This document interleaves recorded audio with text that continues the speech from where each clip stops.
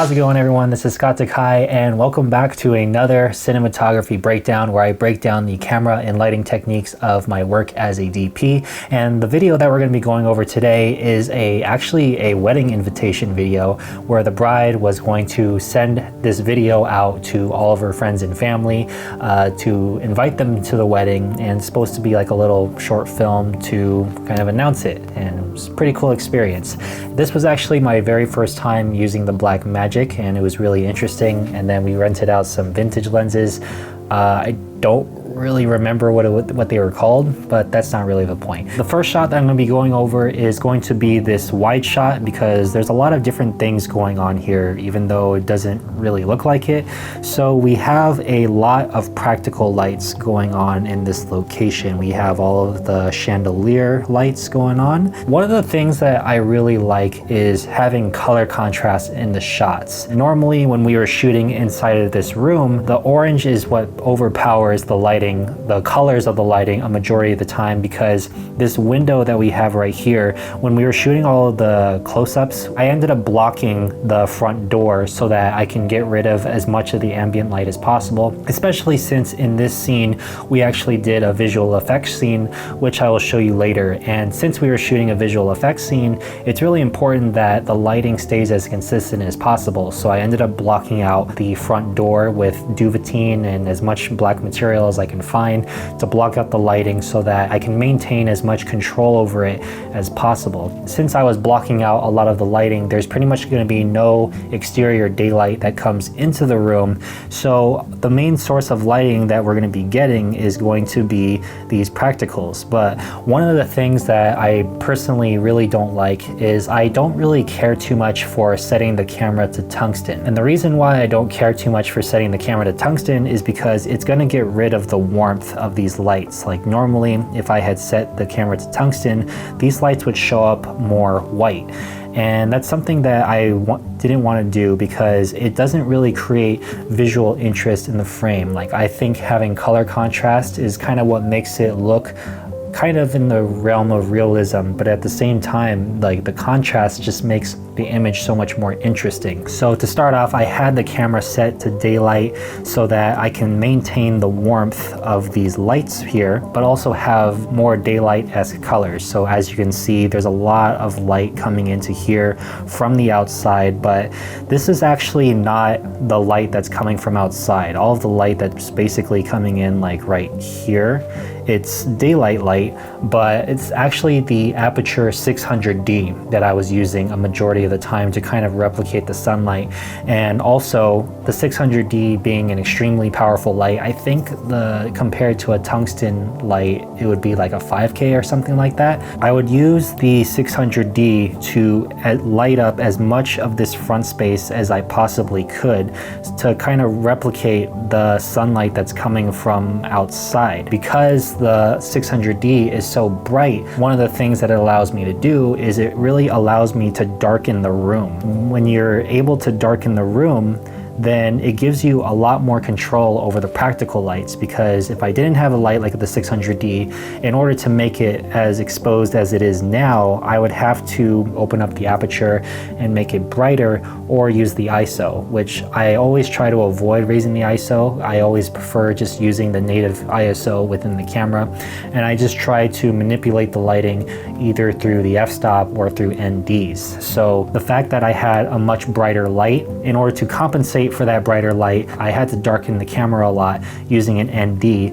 And since we're darkening it a lot with an ND, it allows me to bring down the exposure of these practicals, because without the NDs or without a really bright light, then the exposure that I would have to set it to in camera in order to look properly exposed, it would actually make these practicals a lot more blown out and just a lot less visually appealing to look at. So that's kind of the benefit of having really, really bright lights like the 600D, is when I'm blasting the light into the room like this. Oh, actually, I think it was coming from over here when we set it up. So let me erase those. The fact that it's so bright, it allows, when I'm compensating for the exposure for that light, I'm darkening the ambience of the room, and it's giving me very well exposed practicals. And since I'm setting it to daylight for the 600D, We have daylight colors. So normally if I were setting the color temperature to tungsten, then all of the light that's coming in right here and all the light that's coming in from the 600 would be extremely blue, and that would look super ugly. The lights would actually be white, and these would be the only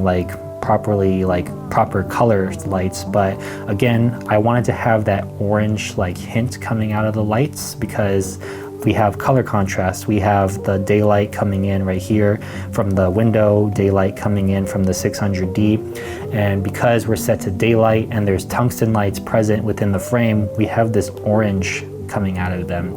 And it just makes it look a lot more interesting to me, and there's a little bit more color contrast. Next shot I'm going to be showing you is basically the exact same setup as far as I remember. This is something that I actually shot a few months ago, so I don't remember every single thing that I did in this shoot. We have her key lit by the aperture lights. I don't remember if it was the 600D or the 300D. It doesn't really matter though, because at this point in the shoot, I remember we had blacked out all the windows and we were just using artificial lighting to light the scene. The type of piece that this is, and her being a female, I always find it more flattering on females to have more high key, full kind of lighting.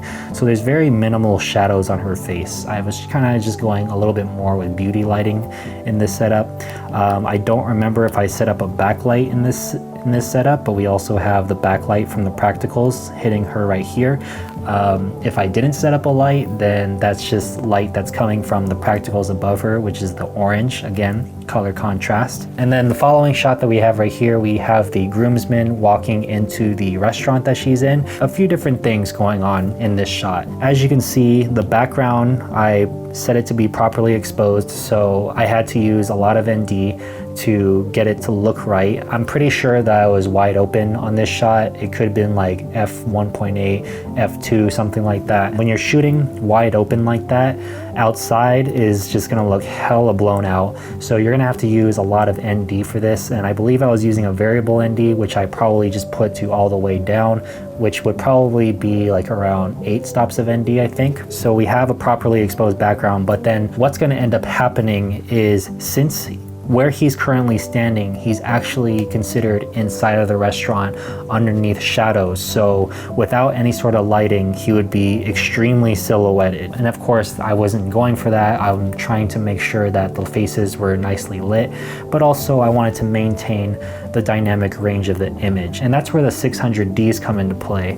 So here in this shot, we have the 600D key lighting his face right here. I believe I had it at a more, maybe not 45-degree angle, but not quite frontal, so maybe kind of in between a 45-degree angle and between frontal, whatever that ends up being, 45-degree angle, and then there's 9, I don't know. I'm not the best with math. So I had the 600D key lighting him, and since I'm battling with the background exposure and trying to keep it as balanced as possible, even the 600D had some trouble getting his face to be properly exposed. So I had to blow it out very, very slightly. You can't actually see it in the shot because I fixed it a lot in post, but having the background just a little bit bright and just trying to compensate more for his face, and I knew that I can bring down the background in post, so I didn't really worry about it too much. But for the most part, I was trying to get the exposure on his face to look as good as possible, and in order to do that with the 600D and make sure the lighting wasn't too harsh, I actually had to bring the 600D, I would probably say the light was only maybe 3 feet in front of him, maybe even 2 at full blast. And then even with on the aperture lantern, no, not the lantern, the aperture light dome Mark II, at first I tried using the soft diffuser on it, the less intense one, to key light his face, and it was still too dark. So what I ended up doing is just taking off that diffuser and blasting it harshly into his face. But there's actually a small diffuser inside of the light dome, so the only real diffusion that the light had was just the small one that's inside of the light dome. And then I blasted it at 100% onto his face, and I managed to get it to this level of exposure. I may have brought it up a little bit in post, I don't remember, but you don't always have to get it extremely perfect in camera. I kind of just got it to that point to where it's almost there, but just bringing it up in post and just kind of playing with the levels a little bit more. I feel like most cameras, you can do that nowadays. So in the shot, his face looks fine, but in camera, it was slightly darker, but just bringing up the tones in post using like keyframing and like masking and stuff, I was able to really get the exposure on his face to look really nice. And then to finalize the shot more, I also have a little bit of a backlight going on right here. I don't remember what I used exactly. It may have been another 600D. And of course, since we're battling with the sunlight, the backlight comes in very subtle. Like even though the light is very bright, because we're exposing more for outside, the light, really powerful lights are going to register a little bit more as soft or just barely enough light. 600D here, 600D in the back, and then just positioning the lights in a way where I can get a nice shadow on his face, and also exposing for the background. It helps create a more visually appealing image.